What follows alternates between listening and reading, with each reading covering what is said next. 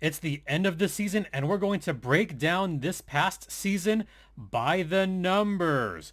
We'll go through all that on this edition of Locked On Anaheim Ducks. You're Locked On Ducks, your daily podcast on the Anaheim Ducks, part of the Locked On Podcast Network, your team every day.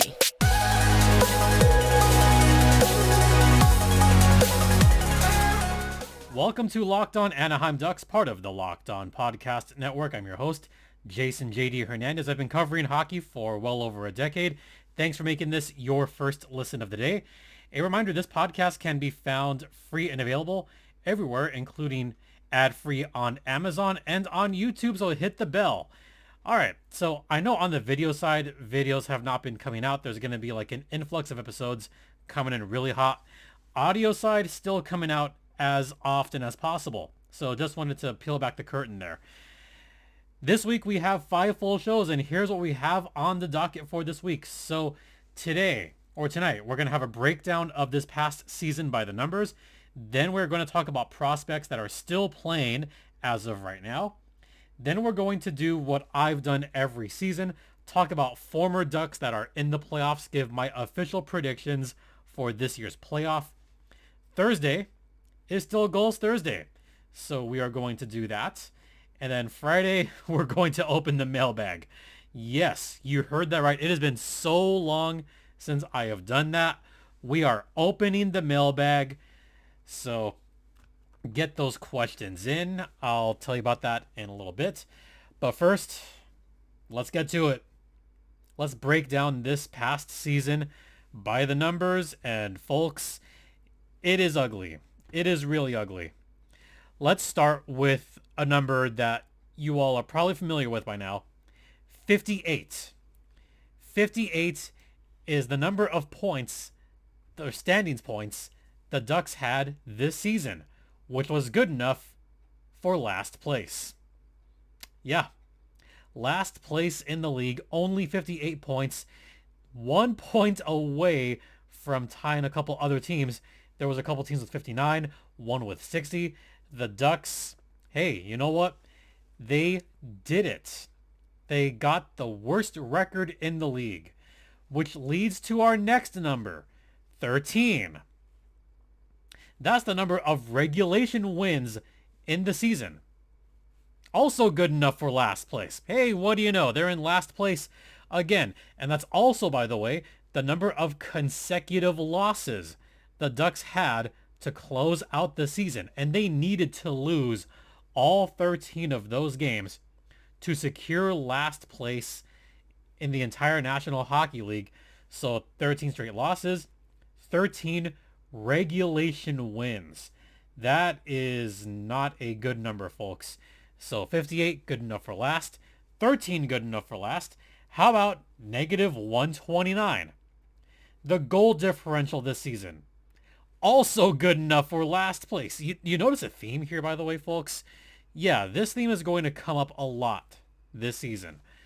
So good enough for last, but not only that, negative 129. You know it's bad when there's a minus on the breakdown by numbers.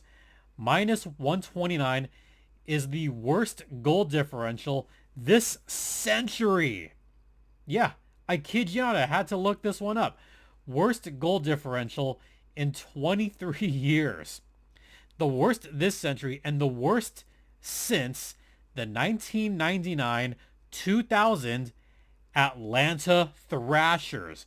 You know it's bad when you're being compared to the frickin' Atlanta Thrashers. Yeah, that's a terrible mark to have if you're the Anaheim Ducks.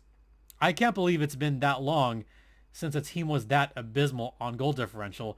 And that, by the way, was expansion era time for the Atlanta Thrashers. So you know it's bad.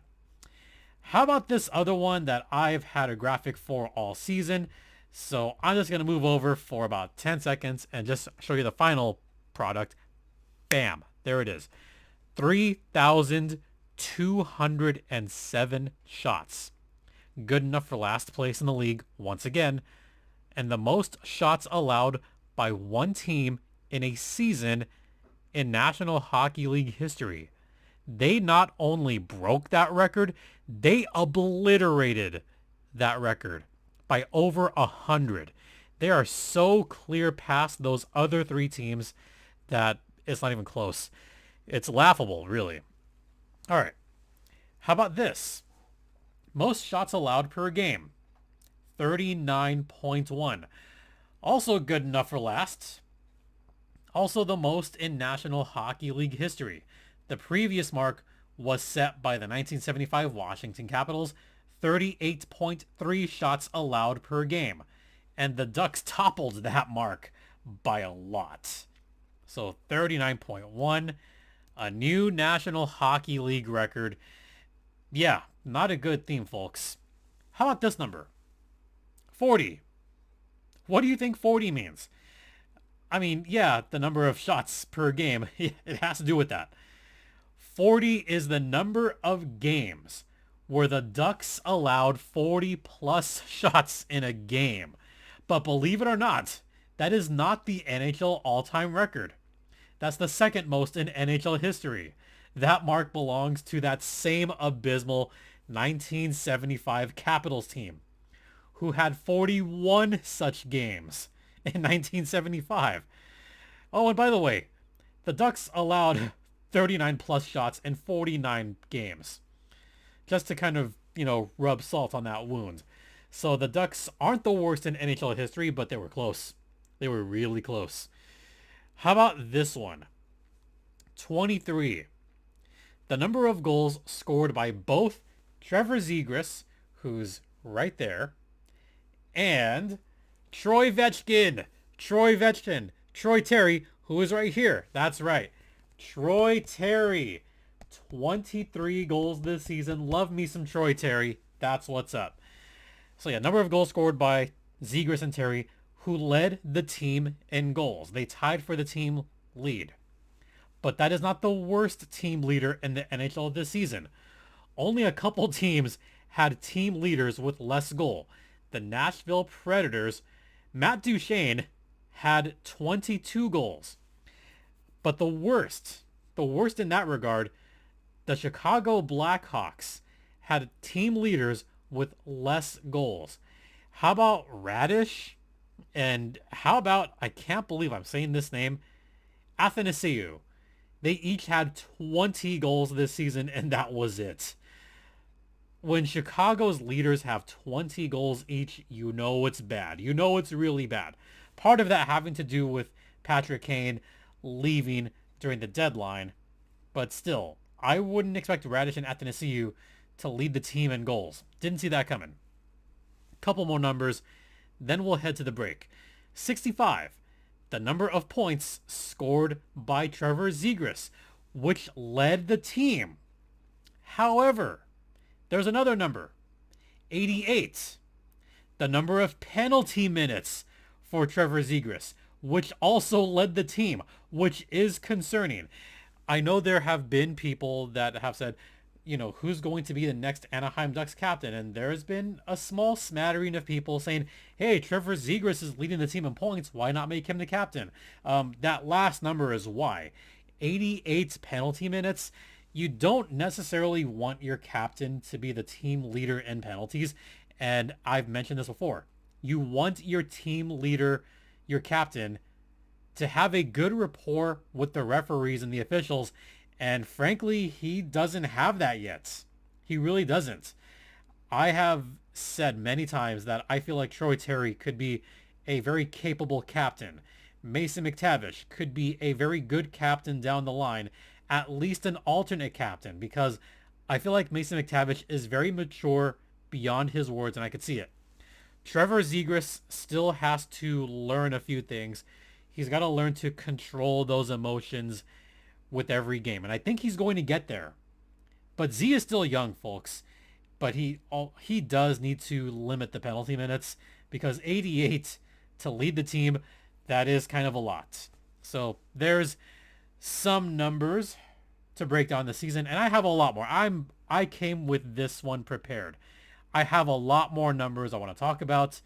And we'll get to some of the analytical numbers on this next segment. So we'll go through those analytics, and I'll touch on that on the other side. But first, let's talk about FanDuel. That is right.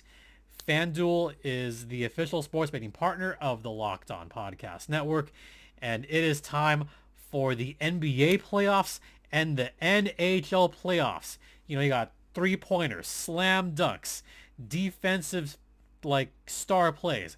Then you have one-timers. You have hard hits. You have overtime game-winning goals. You have double overtime game-winning goals. All of that action is on FanDuel, and this is the best time to come in because right now, new customers can get a no-sweat first bet of up to $1,000. That's right.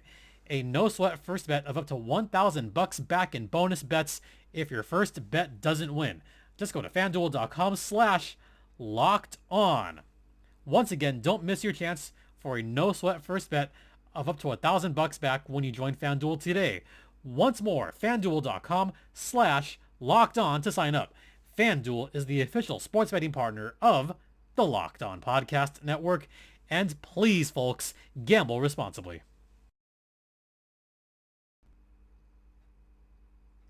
Hi there. Welcome back to Locked On Anaheim Ducks, part of TLOPN or TLOPN. This is our official end of season breakdown. This is our season by the numbers episode. I do this every year, and every year it is ugly. I'm not doing a report card episode this season because I think y'all know where the report cards are this season. They're pretty much poopy, clear towards the bottom. So instead, we're doing a season by numbers to illustrate just how bad this season has been. And I talked about the number of wins, not that much. The shots allowed, I have beaten that like a dead horse. I've talked about that several times this season. The defense just was not there. And here's the analytics to prove it. Let's start with one aspect of the Ducks that just did not click at all. Special teams. Remember when special teams was kind of a hallmark for the Ducks for 4 months last season? Remember when there was a time when the Ducks were in the top 10 in both power play and penalty killing through the new year last season. The season began in mid-October. They got off to a hot start. They were still good in November. They were still good in December. They were still good up into the All-Star break. And they even had that really good road trip right before the All-Star break. Then they had that one bad loss. But even then, even before the All-Star break, the Ducks were still top 10 in both categories. Well, flip the script, how the turntables, because the Anaheim Ducks, first number, 15.7%. That is their power play percentage. Good enough for second worst in the National Hockey League. The worst percentage, 15.6. oh geez, just 1/10 behind. The Philadelphia Flyers wound up with the worst power play in the league. If the Ducks had taken one more penalty, if the Ducks had gotten one more power play and failed to score, then they would have had the worst power play percentage in the league. So all they needed to do was draw one more penalty and not score on it, or they could have scored one less power play goal. It would have been worse in the league. So 15.7. 72.1. That was their PK percentage. That was also the second worst in the NHL. They came close to surpassing the Vancouver Canucks. The Ducks just had that awful ending to the season. The worst in the league this season, the Vancouver Canucks at 71.6%. Remember when Vancouver's was at 67%? Then they played the Ducks, and look what happens there. The Ducks couldn't score for crap on the power play, and therefore improved Vancouver's PK. Yeah, Vancouver got better because of the Ducks. Can you believe that? Ugh, really. Second worst in the NHL this season, 15th worst all time in NHL history. Ugh, gross. How about this number? This one I actually had to dig a little bit. Expected goals allowed, 323.64. That was the expected goals allowed. All strengths, according to Natural Stat Trick. This is the most since 2007 when it was first tracked. The next highest this season was the Montreal Canadiens at 300.84.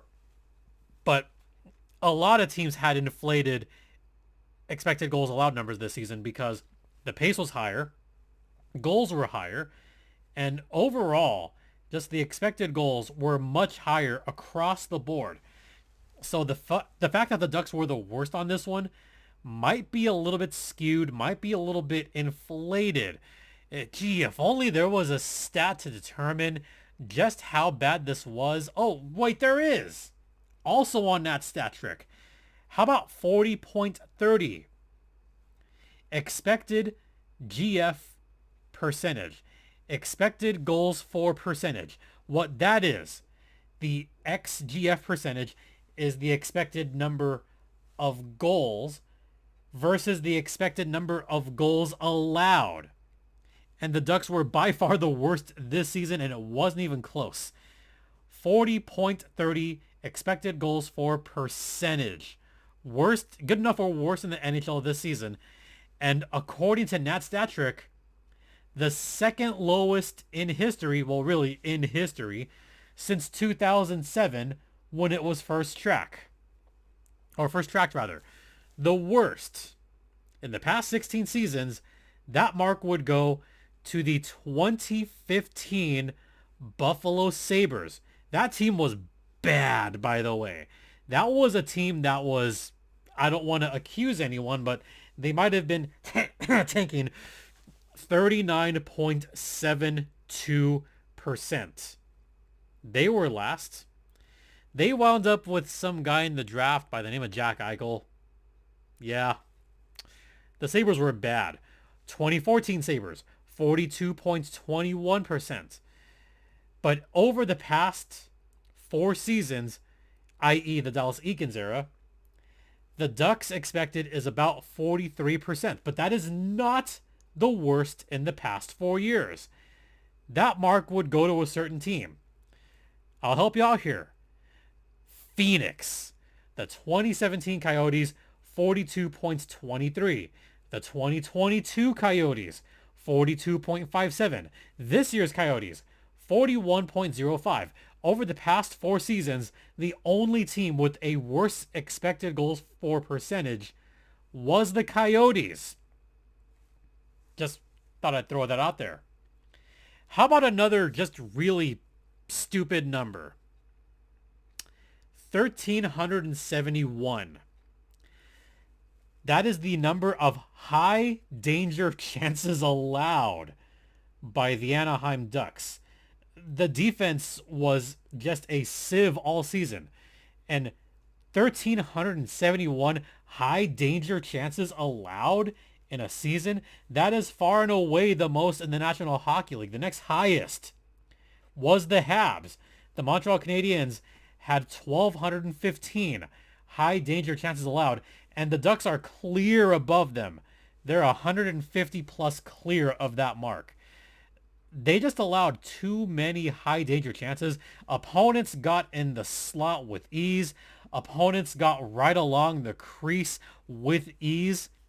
And you can see this every game. John Gibson, Anthony Stolarz, Lukáš Dostal, they had to take on a Herculean task. Yeah, a completely Herculean task. I'm so just that I can't even talk straight right now.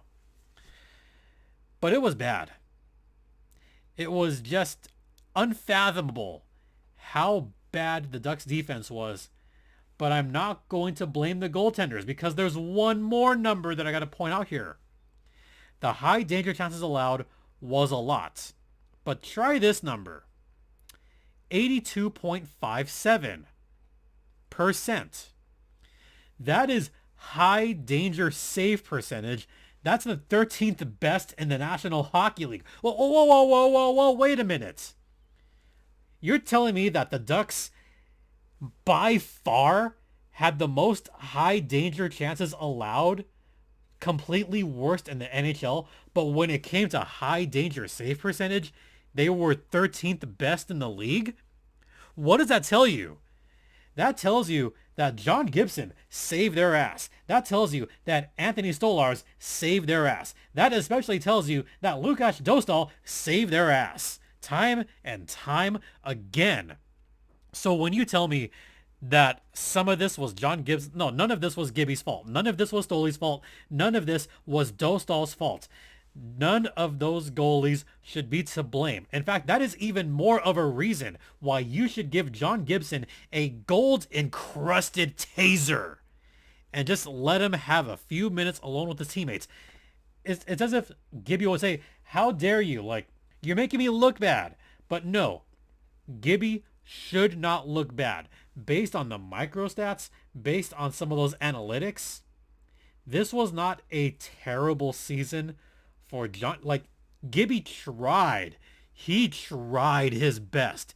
If not for the efforts of Gibby, Stoley, and Dostal, the Ducks would have had something like 44 points this season, and they would not have been in it on a bunch of those games. So this is me more so praising the goaltending. They were given a bad hand, and they did the best they could in an absolutely crappy situation. Yeah, that's all I can say about that. Guess what? I've got even more numbers for you guys. I've got much more numbers on the third and final segment of this season breakdown by the numbers. Stay locked in. Now, let's talk about another one of our fine products, Athletic Greens, which I use daily. I've been using AG1 for a long time, and I'm getting back to using AG1 daily because I have got to keep healthy for the playoffs for Coachella Valley, and I want optimized gut health, more energy, a better immune system, etc., because I don't like taking pills. I don't like taking vitamins. I want a supplement that actually tastes good and, just get healthier in general. AG1 has 75 high-quality vitamins, minerals, whole food sourced superfoods, probiotics, and adaptogens that you're absorbing every time you put in a scoop of AG1 into a cup of water. And it is recommended by pro athletes, amateur athletes like myself, among others. So right now, it's time to reclaim your health and arm your immune system with convenient daily nutrition. Just one scoop in a cup of water every day. That's it. That is all. And to make it easy, Athletic Greens is going to give you a free 1-year supply of immune-supporting vitamin D and 5 free travel packs with your first purchase. Just visit athleticgreens.com/NHL Network. Again, that is athleticgreens.com/NHL Network to take ownership over your health and pick up the ultimate daily nutritional insurance. Welcome back to Locked On Anaheim Ducks, part of the Locked On Podcast Network. You're locked in with Jason JD Hernandez. And once again, this is our season by the numbers breakdown. And there has been a lot of ugly ones, but trying to give some praise to some players. And I want to try to end this one on a kind of positive note here. So I think I got to start first with, John Gibson. How about this number? 1,783. That was the amount of saves he had this season. That's a new single season Ducks record. 1,783 saves. Good for Gibby. He got a record in something. Oh, he tried. He really, absolutely tried. Anthony Stolarz, he had 494 saves. Lukáš Dostal, 612 saves. Altogether, the Ducks had 2,872 saves. You ready for this? NHL record. That is right. NHL record most saves for one team in a season. Once again, 2,872 saves. There was a lot of teams that didn't even have that many shots against them this season. In fact, the league average for shots for a team was 2,562. So for all those goalies, Gibby, Stoli, Dostal, and Eriksson Ek, 2,872 saves. Yeah, the goalies tried. They did. How about this number? 1,201 blocked shots by the Ducks, but only 19th in the National Hockey League. The team leader with 128. That's our next number. 128, the number of blocked shots for Simon Benoit. Also, 216, the number of hits for Simon Benoit, which also led the team. Benoit, I thought, was kind of just an unheralded character in this Ducks season. Benoit, for what it's worth, he almost played every game this season. He played 78 games for Simon Benoit.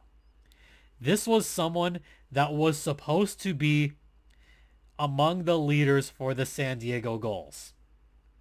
Benoit was expected to be a first pairing defenseman in San Diego, and then the crap hit the fan. Once Drysdale was out, that was kind of Benoit's turn to say, all right, I guess I'm in. And he didn't miss a game after that. So, yeah, a little bit of just praise for Benoit this season. But I'm also a little bit biased because I love the Benoit smash. What can I say? How about this number? You ready for this? 9,375,000. That's the amount of money off the books for Corey Perry, John Moore, Dmitry Kulikov, and John Klingberg. That is right. The Corey Perry money is finally going to get off the books. Yeah, finally, after so many years. And we're still paying Corey Perry to score goals and get assists in the Stanley Cup playoffs for the 4th year in a row. Ah, jeez. Yeah, we're still paying Corey Perry to play in the playoffs. But after this season, no more. No more John Moore on the books. That money is off, thank goodness. Kulikov's money, the buried penalty, off the books. Klingberg's money, off the books. So that leads to this next number. 39,048,333. This is according to Cap Friendly, the projected cap space in this coming off season. The Ducks are going to have a lot of money to spend, and they're going to need to spend at least $21 million to get off of the cap floor. So they will have money to spend. Well, I think they're going to spend it on a couple of guys by the name of Trevor Zegras and Troy Terry. Yeah, they're going to be expecting some big payouts. Terry and Zegras combined, they're probably going to make about $15 million per season. All right, so that's a lot of that money. They still have a few million more to spend. They can pick up a couple of free agents this offseason. Oh yeah, they got to sign Jamie Drysdale too, but they still can sign someone this offseason and make at least a little bit of noise. Speaking of making some noise, my final number. This isn't really like a season, review by the numbers, but I want to end on a positive note for you, the Ducks fans. 25.5%. That is the chances to land Connor Bedard with the number 1 pick. Ducks fans, you got to have hope. You've got to hope that the ping pong balls land the Ducks' way and they get the number 1 pick and they get Connor Bedard. The Ducks have the best odds as of right now. Worst case scenario, number 3 pick, they get Leo Carlson. Second worst scenario, they land at number 2, they drop a pick, and they wind up with Adam Fantilli. Not a bad worst case scenario, because all three of those guys could help your franchise immediately. And Connor Bedard is a franchise-altering type player. So those are the odds to land Bedard with the number 1 pick. That's how I'm going to end this podcast, on that note, on a hopeful note, because we're about 3 weeks away from the draft lottery. I can't wait, folks. All right, that's going to do it for this season by the numbers. Thanks for tuning in. Thanks for listening. Don't forget, this podcast is free and available across all platforms, including Stitcher, Spotify, Odyssey, Apple Podcasts, Google Podcasts, etc. You could follow me on Twitter at StimpyJD. The show's Twitter's at LO_Ducks. Once again, thank you all for your continued support. It is greatly appreciated. For Locked On Anaheim Ducks, I'm Jason JD Hernandez saying have a great rest of the day. Please remember to be safe out there, be kind to one another, and Ducks fly together.